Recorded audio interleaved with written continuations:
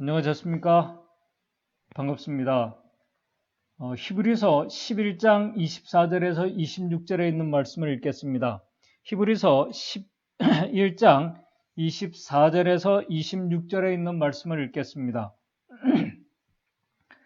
믿음으로 모세는 장성하여 바로의 공주의 아들이라 칭함을 거절하고 도리어 하나님의 백성과 함께 고난받기를 잠시 죄악의 낙을 누리는 것보다 더 좋아하고 그리스도를 위하여 받는 능욕을 애굽의 모든 보화보다 더 큰 재물로 여겼으니 이는 상주심을 바라봄이니라. 잘 아시는 말씀입니다. 지난 시간에 우리는 야곱의 아들 요셉이 그의 아버지와 그의 가족들을 초청해서 야곱과 그의 가족들이 애굽으로 내려가는 그 과정을 살펴보았습니다. 애굽으로 내려간 야곱과 그의 가족들, 자손들이 요셉과 함께 거의 70년 이상, 80년 가까이 애굽에서 세금도 내지 않으면서 모든 가족들이 이방 땅에서 아주 충분히 잘 먹고 잘 살면서 안정적으로 살아가던 그들이 애굽의 노예로 전락하는 과정을 잠시 살펴보았습니다. 이스라엘 백성들은 사실 그때까지 애굽인들이 하찮게 여기는 목축과 농사를 지으며 참 그럼에도 불구하고 그들이 하찮게 여기는 직업을 가지고 있었음에도 불구하고 요셉과 함께 살고 있었기 때문에 염려하지 않고 안정적으로 살아왔습니다. 그러나 시간이 지나고 이제 흉년도 지나고 요셉도 이제 세상을 떠나고 그러면서 그들에게 주어진 그 모든 것이 하나님의 은혜가 당연한 것이 되었고 그러면서 또 애굽의 화려한 문화와 풍습과 사람들에게 그들이 서서히 관심을 돌리기 시작했습니다. 바로 그때 애굽 왕이 이방인들인 자신들에게 그들을 애굽인들과 같이 대우해 주겠다고 제안을 한 것입니다. 겉으로는 실력 있는 자들은 인정을 받고 좋은 자리에 앉을 수 있게 해주겠다는 꽤 괜찮은 제안이었습니다. 그러나 제안을 이스라엘 백성들이 받아들이면서 그들은 자신도 모르게 애굽의 풍습을 따르게 되었고 더 좋은 빵과 더 좋은 집과 더 좋고 안정된 삶을 위해서 그들이 노력하며 살아가다가 결국은 애굽의 노예로 전락하게 된 것입니다. 세상적인 것을 더 좋아하다가 세상의 노예로 만들도록 한 사단의 보이지 않는 그 존재, 사단의 매력적인 계략에 하나님의 백성들이 걸려들게 된 것입니다. 그렇게 서서히 하나님의 백성들이 애굽화되면서 애굽의 노예로 전락하게 된 지 약 한 50년이 조금 넘는 세월이 지날 때에 오늘 출애굽기의 주인공인 모세가 태어나게 되었습니다. 모세가 태어나서 출애굽할 때까지 약 80년의 세월이 지났습니다. 요셉이 죽고 모세가 태어날 때까지는 참 안정적이었기 때문에 그 기간을 뺀다면은 모세가 요셉이 죽고 그 다음에 모세가 태어날 때까지 약 한 50년 세월, 그 다음에 모세가 태어나면서부터 출애굽까지 한 80년 이렇게 계산해 보게 되면은 약 한 130년 대략 그 전으로 이스라엘 백성들이 노예 기간으로 살게 된 것을 우리가 추정해 볼 수 있습니다. 모세가 태어나서 애굽의 그 공주의 아들이 되는 과정은 여러분들이 잘 아시기 때문에 이 시간 생략하겠습니다. 여러분들이 잘 아시는 것처럼 모세는 하나님의 특별한 계획 속에서 태어나고 선택받은 자였습니다. 하나님의 섭리 가운데서 구원을 받았고 애굽 공주의 아들의 신분으로 애굽 왕궁에서 40년 시간을 보냈습니다. 특별히 모세는 그럼에도 불구하고 친어머니인 요게벳의 정말 신앙적인 교육과 간절한 어머니의 기도 속에서 그는 하나님을 의지하는 방법을 배웠습니다. 기도하는 법을 배웠습니다. 그러면서도 그는 세상의 최고의 교육을 받으며 자라왔습니다. 그러나 오늘 이 본문의 말씀처럼 모세는 그럼에도 불구하고 히브리서 11장 24절에서 26절 믿음으로 모세는 장성하여 바로의 공주의 아들이라 칭함을 거절하고 도리어 하나님의 백성과 함께 고난받기를 잠시 제약의 낙을 누리는 것보다 더 좋아했다고 성경은 말씀합니다. 이 말씀을 우리가 좀 곰곰이 생각해 보게 되면 정말 기적과 같은 말씀입니다. 저는 이 말씀을 보면서 젊은 모세가 금수저로 세상 최고의 교육을 받으면서 모든 혜택을 다 누리고 있으면서도 특별히 애굽인들이 멸시하는 이스라엘 백성들과 함께 고난받기를 잠시 제약의 낙을 누리는 것보다 더 좋아했다는 말씀을 좀 생각해 보면서 내가 만약 모세와 같은 상황에 내가 처해 있다면은, 그 자리에 내가 있었다면은 정말 모세와 같이 믿음으로 그렇게 할 수 있었을까? 좀 생각해 보게 됩니다. 사도행전 7장 22절을 보게 되면은 이렇게 말씀합니다. 모세가 애굽 사람의 학수를 다 배워 그 말과 행사가 능하였더라라고 이렇게 말씀합니다. 이 말씀에 여러 가지 의미들이 있겠지만은 그 중에 하나를 생각해 보게 되면은 모세는 현재 애굽의 군대 지휘관이었습니다. 그리고 능력을 인정받았습니다. 군대의 총애를 받는 정말 뛰어난 인물이었습니다. 한때 그가 노예의 아들로 태어났지만은 죽음의 위기 속에 있던 이 어린 모세가 지금은 완전히 다른 신분이 되어서 기적과 같은 인생 역전을 지금 살아가고 있는 것입니다.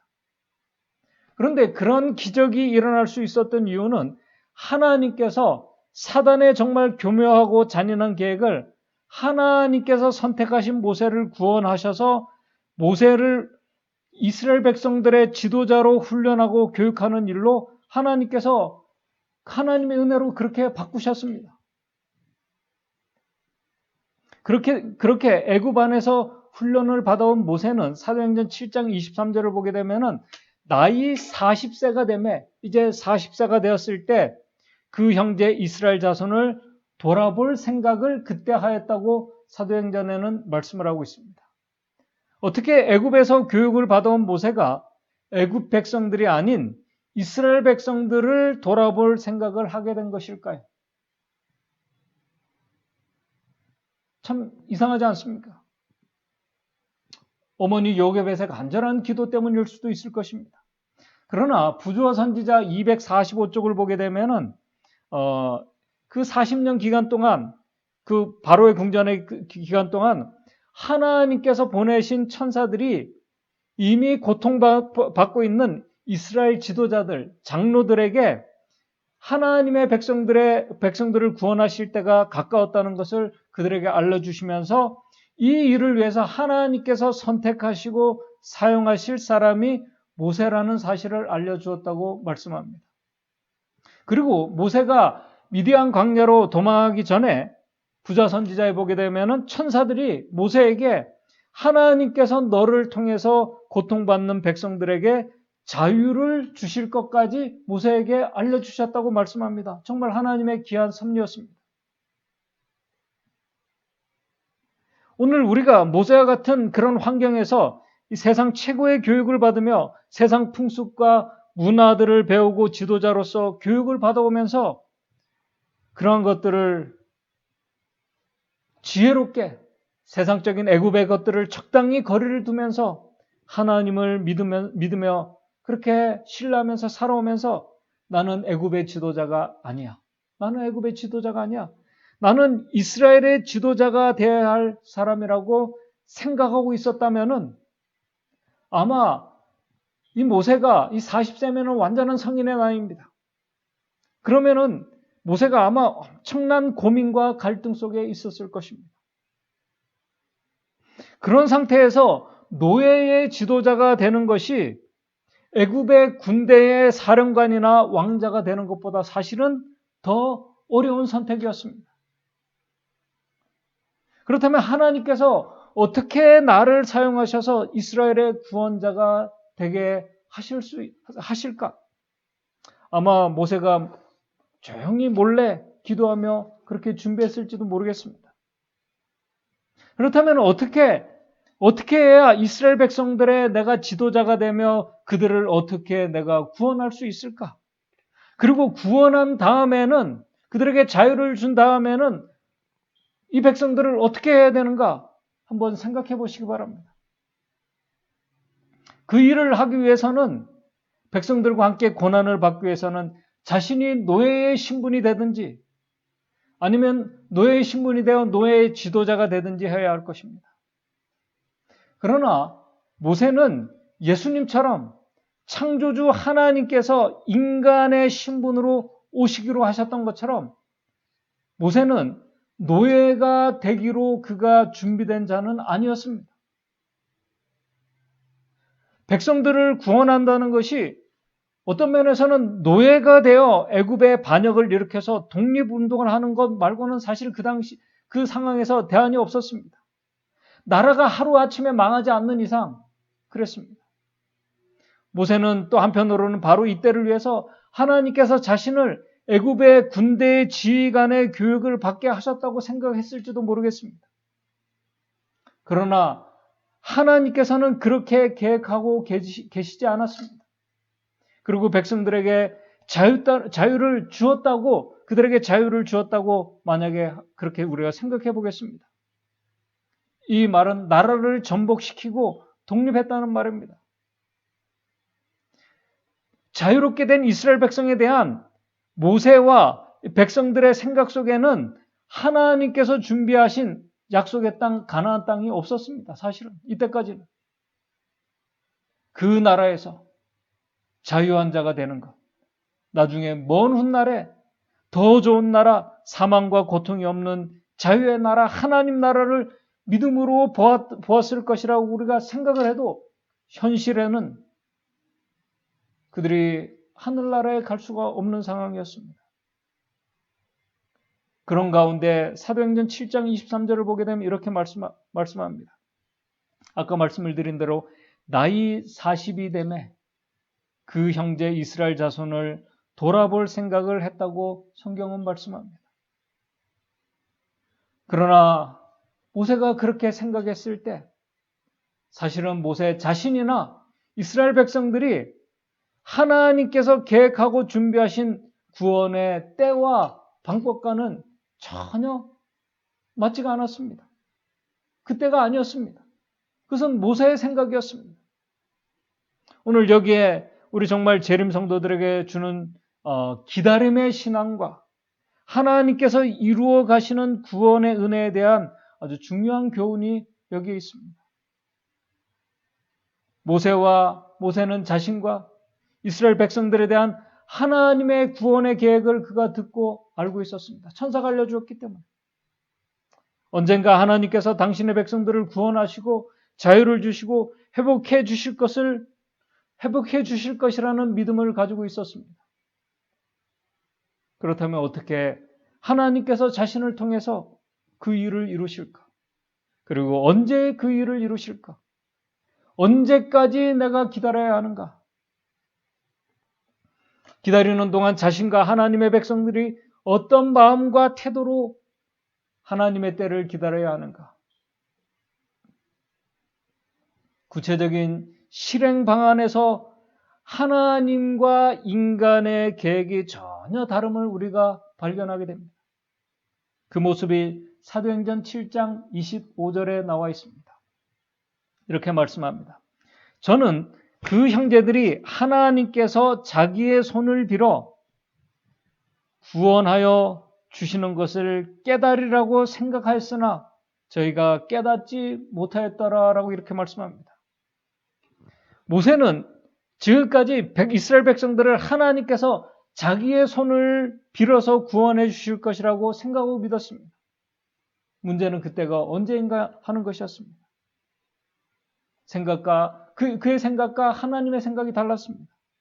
더 나아가 그런 인간의 계획 안에서 이스라엘 백성들은 전혀 모세 자신이나 이스라엘 백성들이 구원을 받아들일 준비가 되어 있지 않았다는 사실입니다. 구원받을 준비가 되어 있지 못했다는 말은 하나님께서 주시는 구원을 받을 준비가 전혀 되지 못했다는 말입니다. 이 말은 하나님께서 그들에게 말씀하시는 것들을 그들이 믿음으로 받아들이고 순종하며 따라갈 수 있는 자들로 준비되지 못했다는 말입니다. 모세와 백성들은 지금까지 천사들이 장로들과 모세를 통해서 하나님께서 이스라엘 백성들을 구원해 주실 것이고 그때가 가까웠다고 말씀해왔기 때문에 조만간 모세가 자신들의 실제적인 지도자가 될 거라고 생각하고 있다고 그렇게 말씀합니다. 그러나 방법에 있어서, 때에 있어서는 달랐습니다. 사도행전 7장 25절이 그것을 말씀합니다. 하나님께서 모세는 자기의 손을 빌어 구원하여 주실 것으로 깨달으라고 생각했으나 저희가 깨닫지 못하였더라. 여기에 대해서 우리 재림교회 주석은 이렇게 말씀합니다. 택함 받은 백성들의 우둔함을 부각시킨다. 하나님의 백성들 또한 하나님의 구원의 행위들을 이해하고 그것들을 받아들일 준비가 되어 있지 못한 경우가 너무나도 많다라고 이렇게 말씀합니다. 준비되지 못한 백성들, 준비되지 못한 모세. 마치 예수님께서 초림하셨을 때, 자기 땅에 오셨을 때 자기 백성이 메시아를 영접할 수 있도록 영접할 수 있는 자들로 준비되지 못한 그 상황과 너무나 같은 것이었습니다. 구원을 기다리지만은 정작 구원을 위해 준비되지 않은 백성들, 모세 자신도 마찬가지였습니다. 그런 상태에서 자유의 날을 기대하고 있는 모세와 백성들, 그런 상태에서 백성들을 생각하며 돌아보면서 그가 사도행전 7장 26절 29절에 이제 밖으로 나갑니다. 이튿날 이스라엘 사람들이 싸울 때 모세가 와서 화목시키려고 하여 가로되 너희는 형제라 어찌 서로 해하느냐 하니 그 동물을 해하는 사람이 모세를 밀들어 가로되 누가 너를 관원과 재판장으로 우리 위에 세웠느냐.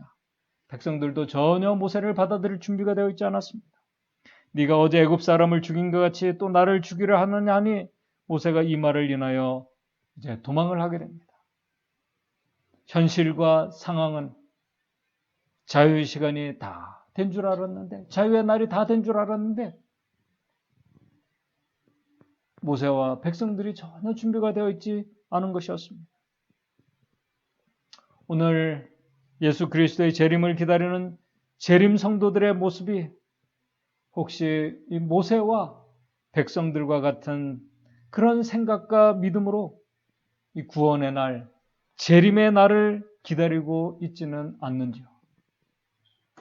하나님께서 이루어 주실 것이라는 막연한 생각과 믿음으로 자신만의 신앙을 하며 구원을 기다리는 재림 성도들.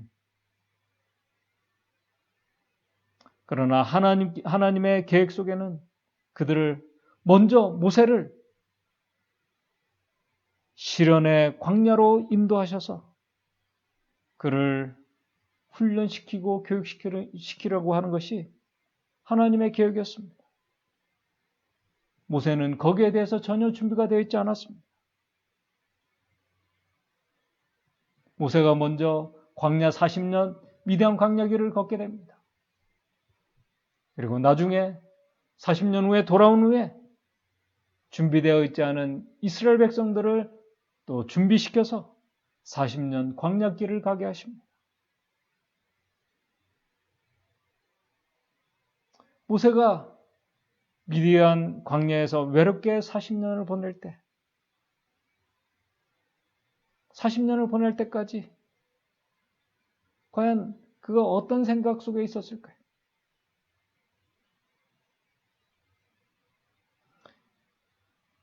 한때는 자신을 하나님께서 쓰실 하나님의 지도자로 그가 생각했는데 전혀 다른 길을 가며 도망자로 미디안 광야로 하나님께서 보내셨습니다.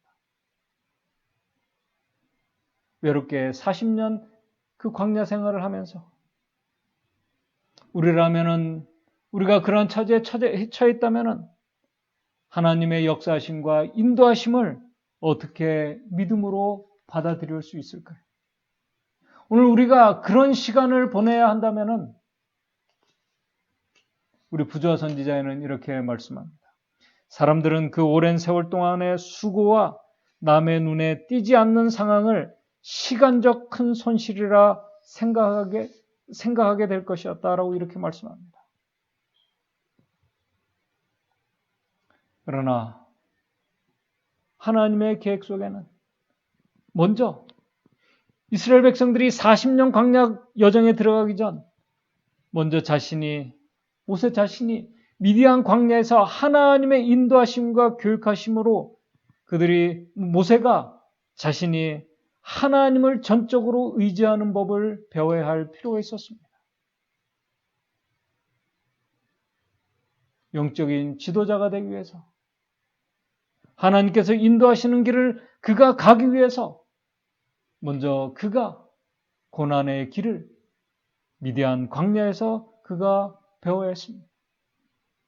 그리고 그 미디안 40년 광야 여정 속에서 세상에서 그가 애굽에서 배우고 익히고 가지고 있던 많은 것들을 그가 다 버려야 할 그런 길을 하나님께서 가도록 하셨습니다. 그러면서 자신이 얼마나 연약하고 부족한 존재인지를 깨닫고 인정하면서 이제는 전적으로 하나님만 의지하는 법을 그 미디안 40년 광야 시간을 통해서 하나님께서 그에게 가르쳐 주셨습니다. 모세에게 바로 그러한 시간이 필요했습니다. 이스라엘 백성들도 광야 40년 길을 가게 하신 이유가 바로 여기 있는 것입니다.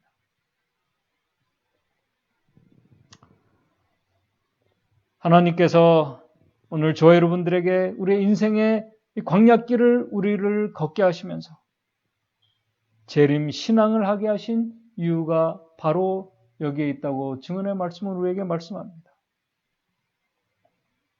인생의 광야길에서 우리가 경험해야 될 고난과 시련의 시간들, 말이 고난과 시련의 시간들이지 그 당사자들에게는 정말 힘든 시간입니다. 감당하기 힘든 시간들입니다. 그러나 하나님께서 우리에게 그러한 길을 가게 하십니다. 모세는 그 길을 가는 동안, 광야에서 보낸 그 시간 동안 자신이 하나님께서 쓰실 수 있는 대단한 사람인 줄 알았던 자신이 얼마나 연약하고 유연한 존재인지를 그가 깨닫게 됩니다. 그 외로운 시련의 시간을 통해서 모세는 자신이 먼저 하나님을 찾고 하나님의 임재를 경험하는 특별한 시간을 그가 가지게 됩니다. 그에게 그러한 시간이 필요했습니다. 부조화 선지자의 말씀을 읽으면서 오늘 말씀을 정리하도록 하겠습니다. 사면이 산으로 둘러싸인 한적한 곳에서 모세는 홀로 하나님과 함께 있었다. 애굽의 장엄한 신전과 그곳의 미신과 허위가 더 이상 그의 마음에 영향을 주지 않았다. 그 기간이 꽤 오랜 시간이 필요했습니다. 영원한 산들의 장엄함 속에서 그는 지극히 높으신 분의 위엄을 바라보며 그와 대조해 볼 때 애굽의 신들이 얼마나 무력하고 하찮은지를, 이 세상적인 것이 얼마나 하찮고 무력한지를 깨닫게 됩니다. 도처에 창조주의 이름이 기록되어 있었다.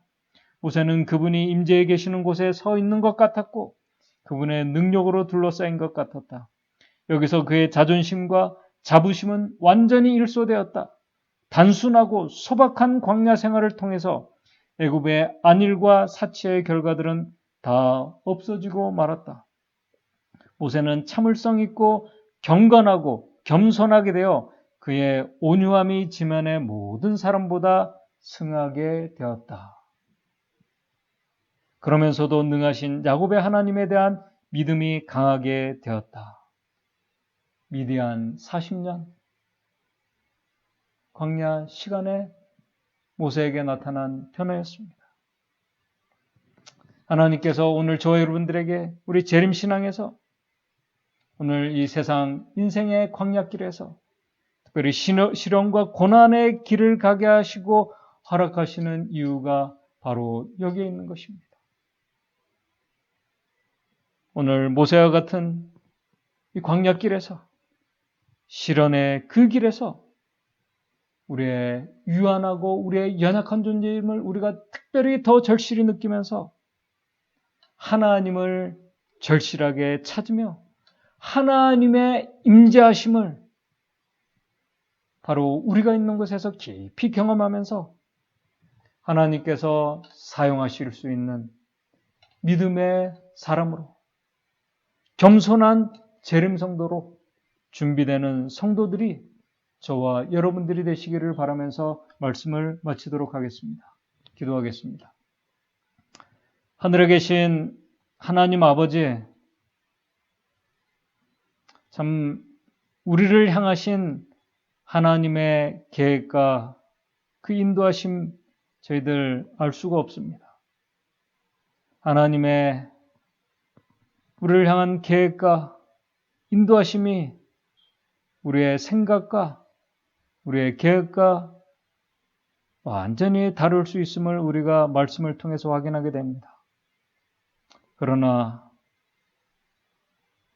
우리의 생각과 우리의 계획과 다르지만은 또 그 길이 고난과 외로운 광야의 길이 될 수 있지만은 시련과 고난의 길을 가는 것이 될 수 있지만은 하나님께서 그 길을 가게 하신다면은 우리를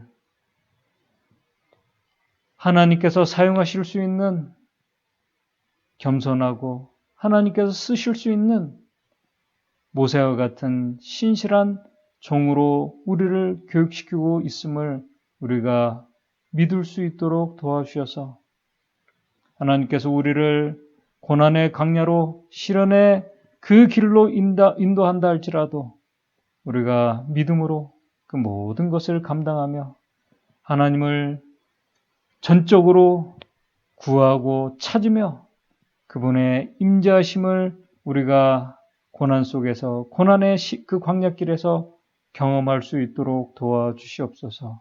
그것이 얼마나 축복된 그 길인지를 우리가 하나님 임재하심을 경험함으로 우리 모두가 경험할 수 있도록 도와주시옵소서.